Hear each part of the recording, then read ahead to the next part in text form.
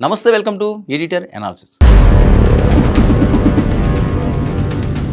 జైల్లో మాజీ ఎంపీ కామకోణం. అర్ధరాత్రి ఆ ఫోన్లో ఏం దొరికిందో తెలిస్తే మైండ్ బ్లాకే. అగ్రహార జైల్లో లైవ్ రచ్చ. ప్రజ్వల్ బ్యారెక్లో ఏపీ సిమ్ కార్డు బయటపడిన సీక్రెట్ ట్విస్ట్. 90 పోర్న్ వీడియోలు. కటకటాల వెనుక మాజీ ఎంపీ వికృత చేష్టలు. 4 గోడల మధ్య పటిష్టమైన భద్రత. చుట్టూ సీసీ కెమెరాలు, సాయుధ బలగాల కాపలా. కానీ ఆ అంధకార కోటలో ఒక వికృత సామ్రాజ్యం గుట్టుచప్పుడు కాకుండా నడుస్తుంది. లైంగిక వేధింపులు, అత్యాచార ఆరోపణలతో కటకటాలు లెక్కబెడుతున్న ఒక మాజీ పార్లమెంటు సభ్యుడు జైలు గదిని తన ఆనంద నిలయంగా మార్చుకున్నాడా? సిసిబి అధికారులు జరిపిన ఒక ఆకస్మిక దాడి ఆ కటకటాల వెనుక దాగి ఉన్న దిగ్భ్రాంతికరమైన నిజాలను బయటికి తీసింది.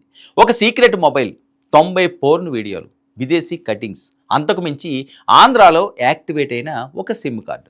అసలు అగ్రహార సెంట్రల్ జైల్లో ఏం జరుగుతుంది? అధికార గర్వం, కామవాంఛ కలిగిన ఆ మాజీ ఎంపీ కథ ఏంటి? స్పెషల్ రిపోర్ట్ ఇప్పుడు చూద్దాం. సమయం అర్ధరాత్రి దాటుతుంది.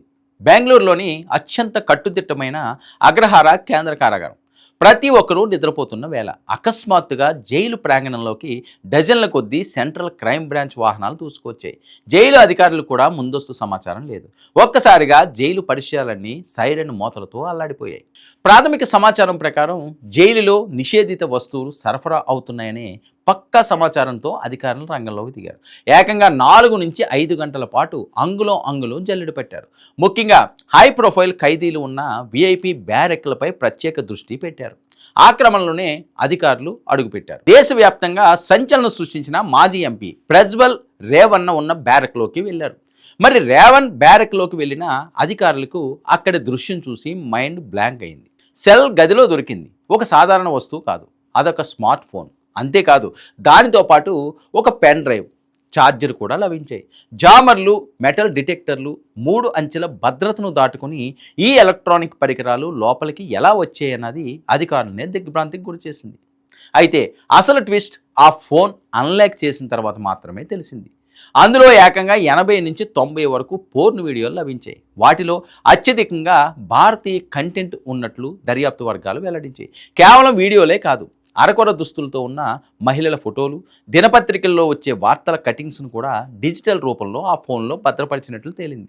లైంగిక దాష్టికాల కేసులో జైలు పాలైన ఒక మాజీ ప్రజాప్రతినిధి శిక్ష అనుభవిస్తూ కూడా జైలు గోడల మధ్య ఈ రకమైన వికృత చేష్టలకు పాల్పడడం తీవ్ర దిగ్భ్రాంతిని కలిగిస్తుంది. ఇక్కడే ఈ డ్రామా మరో మలుపు తిరిగింది.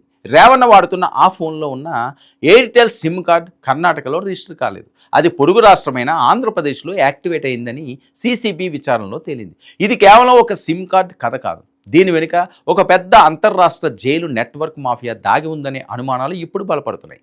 సాధారణంగా జైల్లో ఉండే సిగ్నల్ జామర్లు స్థానిక నెట్వర్క్లను మాత్రమే బ్లాక్ చేయగలవని, ఇతర రాష్ట్రాల్లో యాక్టివేట్ అయిన సిమ్లు ఈ జామర్ల కన్ను కప్పి పనిచేస్తున్నాయని విచారణలో బయటపడింది. అంటే పక్కా ప్లాన్ ప్రకారమే రూల్స్ను బైపాస్ చేసేందుకు ఏపీ నుంచి ప్రత్యేకంగా ఈ సిమ్ తెప్పించారన్నమాట. ఇప్పుడు ప్రధాన ప్రశ్న ఒకటే, జైలు గోడలు దాటి ఈ ఫోన్, పెన్ డ్రైవ్ లోపలికి ఎలా వెళ్ళాయి? జైలు సిబ్బందిలో కోవర్టులు ఎవరు?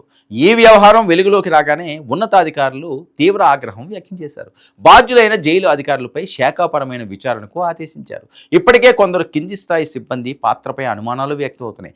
డబ్బుకో లేదా మాజీ ఎంపీ రాజకీయ ప్రభావానికో తలగ్గి జైలు సిబ్బందే ఈ సదుపాయాలు ఏర్పాటు చేశారా అనే కోణంలో దర్యాప్తు జరుగుతుంది. ప్రస్తుతం స్వాధీనం చేసుకున్న ఫోన్, పెన్ డ్రైవ్లను ఫోరెన్సిక్ సైన్స్ ల్యాబొరేటరీకి FSLకి పంపారు. ఆ వీడియోలు ఎప్పుడు డౌన్లోడ్ అయ్యాయి? ఫోన్లో నుంచి ఎవరెవరికి కాల్స్ వెళ్ళాయి? జైలు లోపల నుంచి ఏవైనా రహస్య సంభాషణలు లేదా బెదిరింపులు జరిగాయా? మరి ఇందులో ఇతర నిషేధిత ఫైళ్లు లేదా కీలక ఆధారాలు ఉన్నాయా అనే కోణంలో ఫోరెన్సిక్ నిపుణులు డేటాను రికవరీ చేసే పనిలో ఉన్నారు. చట్టం ముందు అందరూ సమానులే అంటారు. కానీ అధికారంలో ఉన్న కటకటాల పాలైన కొందరికి మాత్రం చట్టం చుట్టంగానే మారుతుందా అనే సందేహాలు ఈ ఘటనతో మళ్ళీ వ్యక్తం అవుతున్నాయి. ప్రజాప్రతినిధిగా ఉంటూ వ్యవస్థను విచ్ఛిన్నం చేశారనే ఆరోపణలతో శిక్ష అనుభవిస్తున్న వ్యక్తి జైలును కూడా తన వికృత కోరికలకు వేదికగా మార్చుకోవడం వ్యవస్థకే ఒక సవాల్. ఏపీ సిమ్ కార్డు వెనుక ఉన్న అసలు సూత్రధారులు ఎవరు? రేవన్నకు సహకరించిన జైలు అధికారులు ఎవరు? ఫోరెన్సిక్ రిపోర్ట్లో ఇంకా ఎలాంటి సంచలనాలు బయటపడిపోతున్నాయి అనేది రానున్న రోజుల్లో తేలాల్సి ఉంది. ఇది ఈనాటి editor analysis. Stay tuned to 99 News.